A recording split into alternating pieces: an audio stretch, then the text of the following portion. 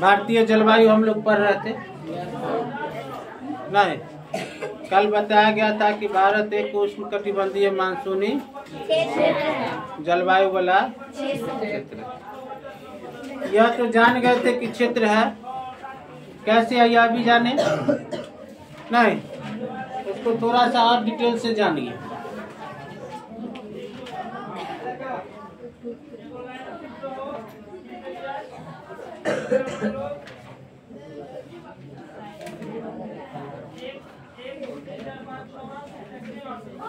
क्या कर रहे? कुछ बना रहे थे, बनाना है।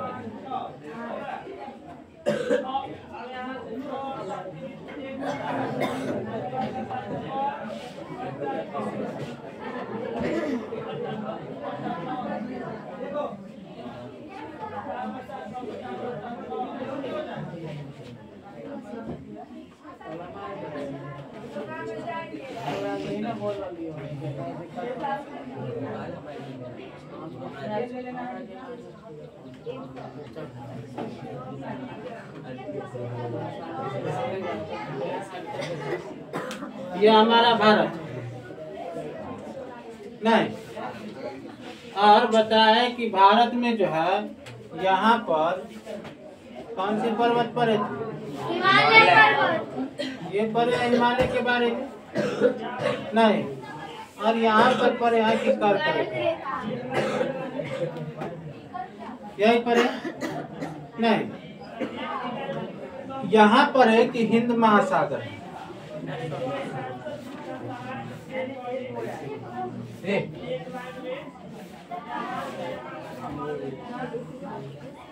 यहाँ पर है बंगाल की खाड़ी।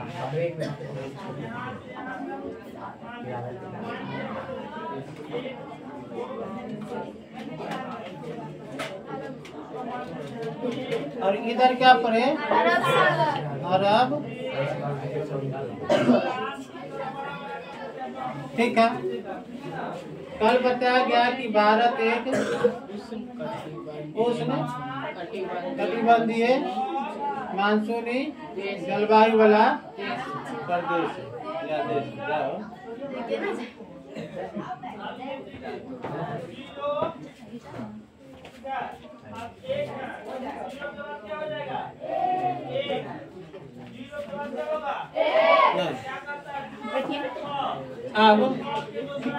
अब कैसे है उसको हम यहाँ से समझते हैं। यहाँ से समझते हैं कि वो है कैसे। एक तो हमने कल बताया कि ध्रुवीय प्रदेश से आने वाली शीतल या ठंडी हवाएं को या ध्रुवीय पवनों को जो है यह हिमालय रोक देती है, जिसके कारण जो ठंडी हमारे देश में होना चाहिए वह ठंडी हमारे देश में नहीं होता। ठीक है। जिसके कारण हमारा जो पूरा का पूरा देश है वह कौन से कटिबंध आ गया? क्योंकि उष्णकटिबंध कर्क रेखा से मकर रेखा के बीच ही रहता है। लेकिन हमारे देश में जल विभाजन का कार्य या जलवायु विभाजन का कार्य कौन करता? कर्क रेखा करी? कर्क रेखा नहीं की, कौन किया? हिमालय किया। तो पूछा जाएगा कि भारत में जल विभाजन कौन करता है? वह कौन करता है? हिमालय करता है, कर्क रेखा नहीं करती। बात समझे? भारत में कर्क रेखा नहीं करती है, वह कौन करता है? हिमालय। जिसके कारण यह पूरा क्षेत्र गर्म रहता है। ठंडी हवाएं प्रवेश नहीं करती है, जिसके कारण यह बड़ा क्षेत्र जो उष्णकटिबंध समशीतोष्ण कटिबंध में पड़ता है। ठंडी हवाएं यहाँ प्रवेश नहीं करती है, जिसके कारण जो समशीतोष्ण कटिबंध में पड़ता है वहाँ भी ठंडी नहीं आती। क्लियर हो गया? दूसरा है कि मानसून पवनें चलती है हमारे यहाँ। मानसून कल बताए थे नहीं कि हवाओं की दिशा में क्या हो जाता है? परिवर्तन हो जाता है। और जैसे ही हवाओं की दिशा में परिवर्तन होगा तो स्वाभाविक है कि मौसम बदल जाएगा नहीं। और यह होता कब है? जब ऋतु परिवर्तन होता है। मानसून का मतलब होता है मौसम, यानी ऋतु में परिवर्तन के साथ ऋतु में परिवर्तन हुआ। अभी जो है ठंडा पूर्ण रूप से नहीं आया, ठंडा आएगी, एक ऋतु हो गई। नहीं, फिर वसंत ऋतु आ जाएगी। अभी शरद है, अभी कौन सी ऋतु है? शरद ऋतु। फिर शीत ऋतु आएगी, उसके बाद वसंत ऋतु आएगी, फिर ग्रीष्म ऋतु आएगी, फिर वर्षा ऋतु आएगी, फिर शरद ऋतु आएगी। नहीं तो ये इस तरह से ऋतुएं बदलते रहती है और हवाओं का रुख भी बदलते रहता है। यही मानसून कहलाता है। यही क्या कहलाता है? मानसून कहलाता है। तो इसमें जो है, अब देखिए कि मानसून जो है यह हमारे देश में दो प्रकार के। हमारे देश में मानसून कितने प्रकार के? दो प्रकार। एक मानसून जो है इस दिशा में चलती है, देखिए एक मानसून ऐसे चलती है, ऐसे चल रही है, ऐसे चल रही है। नहीं, एक मानसून कैसे चल रही है? इस तरह से, इधर उत्तर है और इधर दक्षिण, इधर पूरब और इधर पश्चिम। ये कोना कौन सा कहलाएगा? यह कोना क्या होगा? उत्तर नहीं, तो इसको कहते हैं उत्तर पूर्व मानसून, उत्तर पूर्वी मानसून। आपके किताब में 9वीं की किताब जो आपका जो सिलेबस है उसमें उत्तर पूर्वी मानसून दिए। ठीक है, केवल कॉन्सेप्ट क्लियर करते जाइए, उसके बाद आप अपना किताब उठा करके पढ़िएगा, सारा का सारा चीज क्या हो जाएगा? क्लियर हो जाएगा। नहीं, एक मानसून जो है ऐसे चलती है,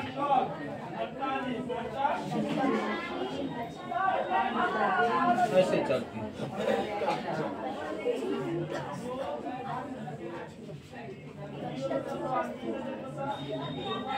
यह हो गया दक्षिण और यह हो गया पश्चिम। इधर वाला पार्ट को क्या कहेंगे? दक्षिण पश्चिम मानसून।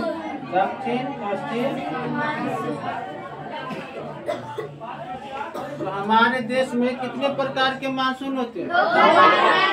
दो प्रकार के मानसून हो गए। नहीं, तो दो प्रकार का जो मानसून हुआ, एक हुआ उत्तर पूर्वी मानसून और एक हो गया दक्षिण पश्चिम। अब यहाँ पर देखने योग्य यह है, इधर हिंद महासागर है ना जी, इधर जो हिंद महासागर है, जब यहाँ से हवाएं हमारे भारत की ओर चलती है तो यह इससे जो है तो पर्याप्त नमी उठा करके चलता होगा।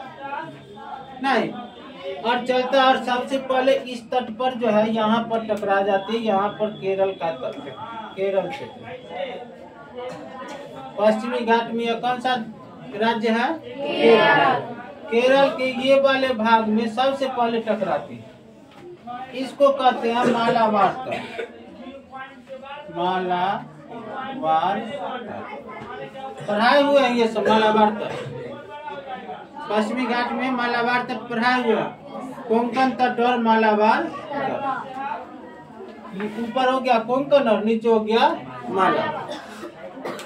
तो मालाबार तट से टकराती है और यह टकराने का जो समय होता है, जो दिन होता है, वह 1 जून होता है। कितना?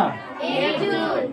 किसी कारण से कभी कभी 2-4 दिन, 5 दिन, 7 दिन लेट हो जाता है, लेकिन ऐसा माना जाता है कि हमारे देश में मानसून का प्रवेश 1 जून को होता है। और सबसे पहले किस राज्य में होगा? केरल में। किस तट पर होगा?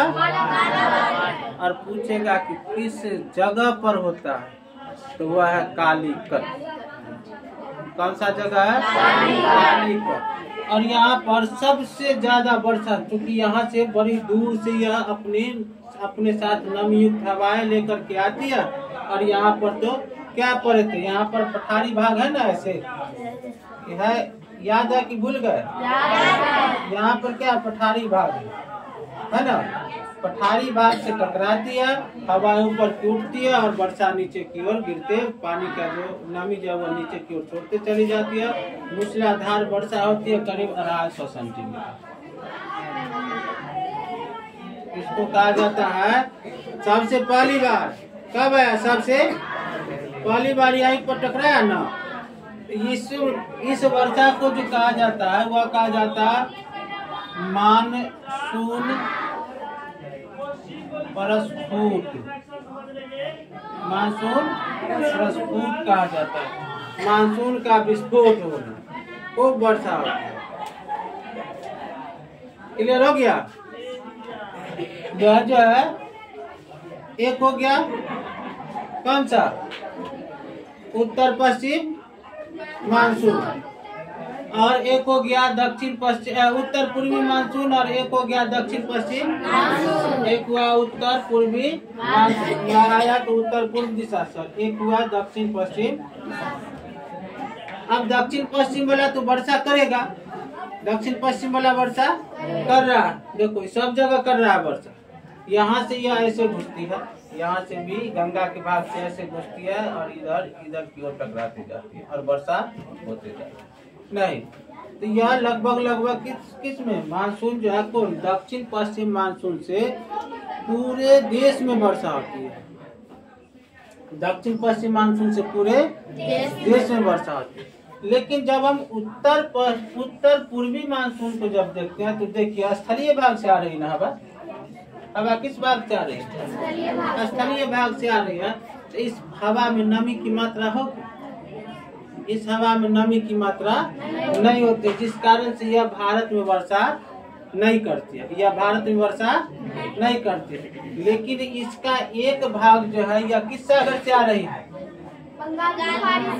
इस यह जो वह हवा है जो उत्तर पूर्वी राज्य, भारत का कौन सा राज्य, उत्तर पूर्वी राज्य से निकल करके और किधर की ओर आ रही है, दक्षिण पश्चिम की ओर आती है। वह हवाएं कहाँ से चलती है, बंगाल की खाड़ी के ऊपर से बहती है, बंगाल की खाड़ी के ऊपर से बह रही है। तो क्या ये इस हवा में, यहाँ वाले हवा में तो नमी नहीं होगी, लेकिन इस वाले हवा में नमी होगा या नहीं होगा, इस वाले हवा में नमी होगा। और यह हवाएं जो है सो कहाँ टकरा रही है, तमिलनाडु में। कहाँ टकरा रही है, तमिलनाडु में। यह जगह जहाँ टकराती है उसका नाम है कोरोमंडल तट, पढ़ाए थे, कोरोमंडल तट। तो कोरोमंडल तट से क्या होती है, टकरा जाती है, कोरोमंडल तट से टकरा जाती है। टकराने के बाद यह हवा यहाँ वर्षा करेगी कि नहीं करेगी, यह हवा यहाँ वर्षा करेगी। क्लियर? अब देखो यह 1 जून से शुरू होती है, यह 1 जून से शुरू होती है। और यह जो है ये कोरोमंडल तट वाली वर्षा जो है यानी यह ग्रीष्म ऋतु, दक्षिण पश्चिम मानसून किस में, ग्रीष्म, ऐसे ग्रीष्म ऋतु नहीं। और उत्तर पूर्वी मानसून जो है यह कब चलती है, ठंड के मौसम में, शीत ऋतु,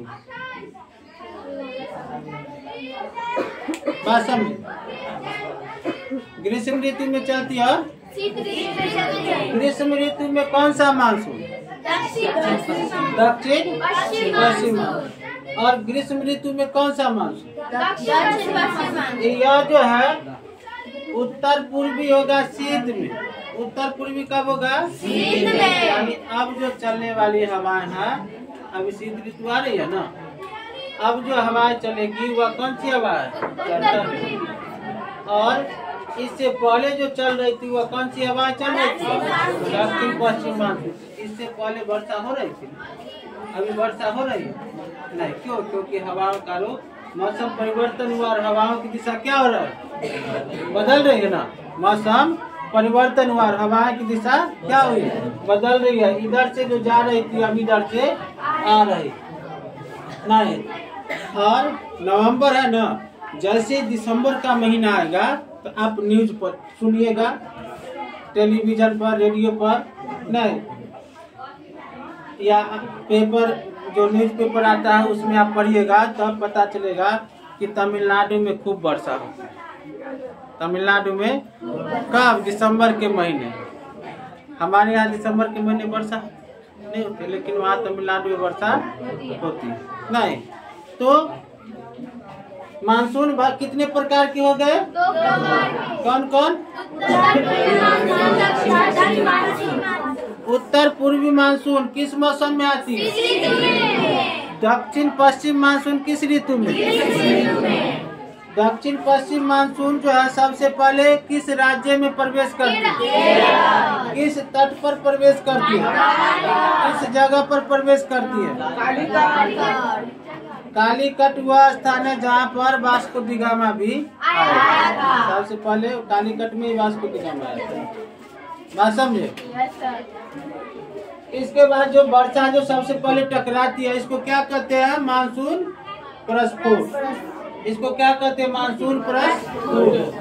सबसे पहले जो टकराती है मानसून उसको हम क्या कहते हैं? मानसून प्रस्फोट। टकराने के समय में वर्षा कितना होती है? 250 सेंटीमीटर से अधिक होती है। 250 सेंटीमीटर से अधिक होती है। बात समझे? तो इस तरह से यह एक केवल अभी भी यह केवल टेलर ही चल रहा है, पिक्चर पूरा बाकी। अभी केवल पहले दक्षिण पश्चिम मानसून से वर्षा होती है और उत्तर पूर्वी मानसून, दक्षिण पश्चिम मानसून और उत्तर पूर्वी मानसून से वर्षा होती है। अब यह भी जानिए कि पूरे भारत में वर्षा हो रही है कि नहीं हो रही? तो भारत एक मानसूनी जलवायु वाला प्रदेश है। भारत एक मानसूनी जलवायु वाला देश है और यह जो है ठंडी हवाओं को प्रवेश नहीं करती है यहाँ पर, तो वास्तविक ठंडी नहीं रहता है। तो भारत एक उष्णकटिबंधीय देश है। अब यह चीज सिद्ध हो गया ना कि भारत एक उष्णकटिबंधीय मानसूनी जलवायु वाला, इतना जान गए ना।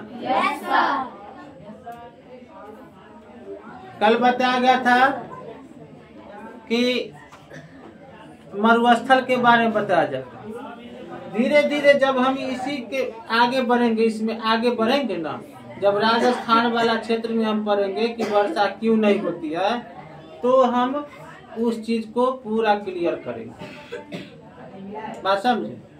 यहाँ जो मरुस्थल है ना, थार का मरुस्थल, थार का रेगिस्तान, तो इसको हम पढ़ेंगे ना कि कैसे हो गया, तो हम उस समय पूरा का पूरा रेगिस्तान, दुनिया के रेगिस्तान बता देंगे कि कैसे कैसे बने।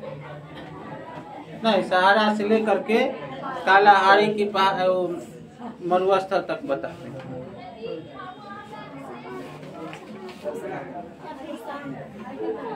कालाहारी भी वही है, अफ्रीका में ही है।